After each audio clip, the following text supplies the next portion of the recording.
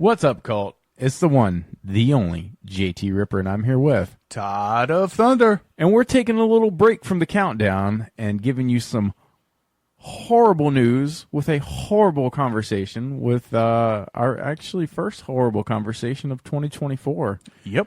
There's some stuff that has acclimated over our time off, and I feel like there's a lot of things to talk about that we haven't had a chance to really talk about. So I guess we'll dive right into it. No Way Up. I don't know if you've heard of this, but it's like a plane crash movie. Has an official trailer out now you can watch. The release date is February 16th. Nice. I saw a little bit of the trailer. It kind of reminded me of like Final Destination, but a little different, kind of. I don't know. It didn't look too bad. That's cool. I always like those kind of devastation type of movies. Yeah, it looked pretty well done from what I could tell. We'll see. It looks more like a kind of a thriller movie, not really so horror. I guess the horror is that it could happen. Right. Well, do you know about the movie Faculty? Yeah, I heard that they were trying to do a reboot of The Faculty, and I've seen it on several sources talking about it, and there's been several articles on it, some having its doubts because the original cast is just like the creme of the creme of late 90s actors, you know, and stuff like that. And most of the articles I've read is can they come up with a cast that's going to be the same equal to like that Josh Hartnett and Elijah Wood and everybody else that made the original Faculty great. Well, Robert Rodriguez says yes. They're going to reboot it, and he's going to be doing it. That's crazy because, you know, the only other time I can think of where an original director has remade his own type of movie is, I guess, The Grudge, The Ring, like when the Japanese dude came over here and literally did the American ones. I think it was The Grudge. I don't know. I don't like either one of them, but we're just on the subject of a guy remaking a film that he already did.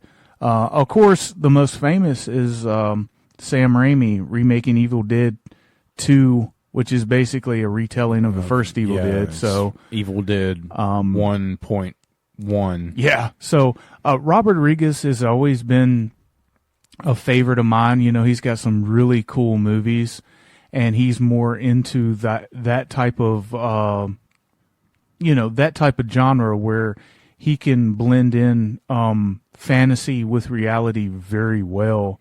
I know him and Quentin Tarantino are good friends, and they have two entirely different mindsets, but somehow they work together really well. I don't know how. A lot of people think that,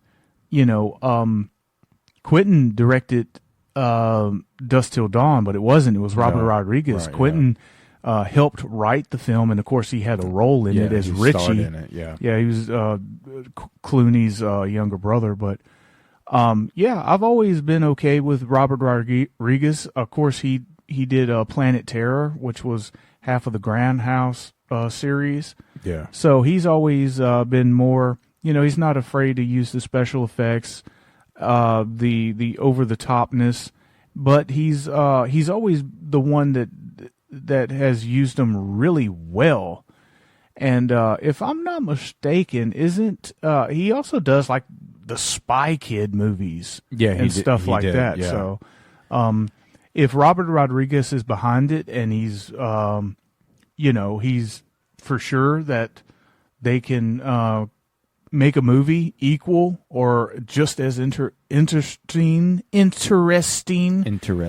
the first one, go for it. However, I I don't have no, I can't judge the movie. The movie might be really good, but I seriously doubt that the cast will be as on fire as the original. It's not going to be as on point as the original. Yeah. We discussed it in a couple of episodes ago about, how I would do it, them being the parents and then, not believing them because the virus has advanced. And I think that it's a route they should go down, honestly. I don't think rebooting it is the way to go. I think they should do a requel.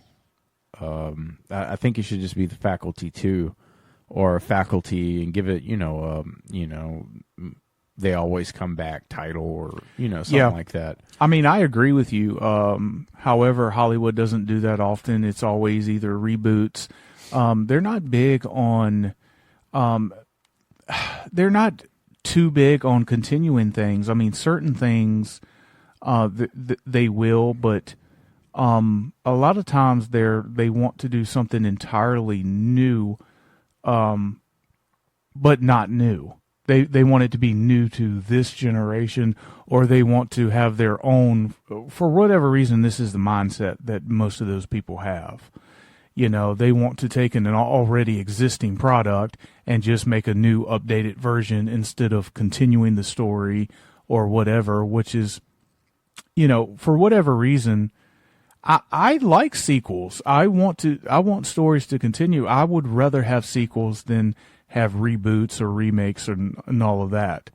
To me, it's a little bit lazy to take an already existing product and just make it over, and it's much more difficult to make a sequel or a prequel to it because that would require you to come up with original ideas.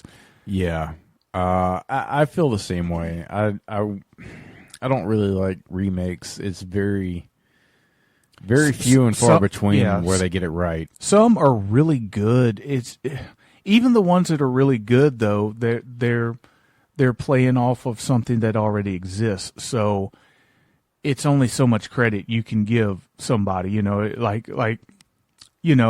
take for example, like Texas Chainsaw Massacre 03, fantastic movie, but those characters were already in place for them to play off of. You know what I mean? So I don't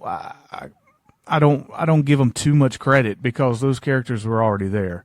I give them credit for not making a shitty movie. See, I think the cast was like the entire cast of the remake of Texas Chainsaw Massacre was better than the original. I don't know. I said the entire cast. I don't think so.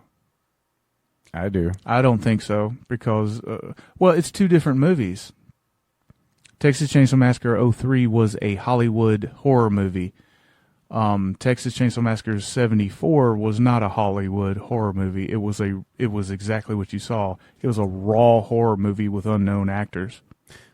I mean, yeah, that is true, but I think the main girl from the first one is way better than the remake, though. Yeah, I agree with you. Yeah, but I think the characters were just more in depth with the remake. I like them both, so I'm not going to sit here and argue with you too much. I'm not shitting on it. I'm just saying that I think I don't. A lot of people shit on the remake, though. You know what I mean? Yeah, but the thing about it is, I think the remake is a very good movie. I just don't think it fucking sniffs the jockstrap of the original at all in any way. I mean, that's just my opinion. It's not that I shit on it. I love the movie. It's a certain thing, whatever. Well, that's some people's favorite Texas Chainsaw Massacre movie. I'm glad that they, if that's the movie that gets them into it and everything else, I'm fine with that. But I think it's a winning situation if they saw 03 and they went back and saw the original. Yeah. Because without the 03 version, they may have never checked out the original. Yeah. And I think that's the win-win situation in this. And I think I give more credit to the original simply because it was a film not designed to win, and it did. And we're talking about it 45, almost 50 years later. We're talking about a little movie that had no budget, unknown cast that was made in 1974 and became one of the greatest horror movies ever made. And we're not supposed to talk about it. That movie was supposed to fade into obscurity, but it didn't. And it didn't. Nope. And the reason why the 03 version worked is because it was a 74 basis to go off of. Right, exactly. Couldn't agree with you anymore, and I'm still very honored to this day. The very first horror person we ever met was Gunnar Hansen. It was Gunnar Hansen. It was cool. It was at a freaking mall, man. It wasn't even at a convention. It was one of those rare appearances. And this was before I think me and you even had a concept about a convention. Yeah. Or this is a thing? They do this? Yeah, like I mean, let's face it. Our first horror convention was 2018. Yeah, so it's not been that long ago. I'm sure if you live somewhere in like Los Angeles or something, it was a lot more frequent down there. And that was by fluke. Yeah, and it's becoming a lot more common down here. We live in the south area, so when we get conventions in Virginia, we live in Virginia, so when we look for those conventions close by in North Carolina, yeah, Texas, North Carolina, Tennessee, Texas. Yeah, I look at conventions in Texas. I mean, I do. I was just but I said close by, and you said Texas, and I'm thinking that's halfway across the fucking map. That's not halfway across the map. We're right here. Texas is right here. It's like 8 hours. Yeah. That's not that far. We're way fucking closer to like Tennessee, Ohio, places like that. Yeah, though. I mean, we're like close to Texas, Tennessee, New York. I mean, well, not New York. That's like 13. No. Yeah. No, it's closer to New York than it is to Texas. I don't know about that. Texas is on the West Coast. We're on the southeast coast. New York is in the East Coast. It depends on what part of Texas. Oh, my God. It don't matter. Texas is right here. We're right here. New York's right here. The fuck? Do you need a map? No, I just like arguing with you. Jesus. Yeah, but we can drive to New York. We'd have to fly to Texas. You ain't driving nowhere. I don't drive out of fucking state. Anyway, what's driving into our next topic? Because we'll spend hours talking about driving. I don't know if you know, but Saw 10 was so good and so popular from last year that they're deciding to do a Saw 11.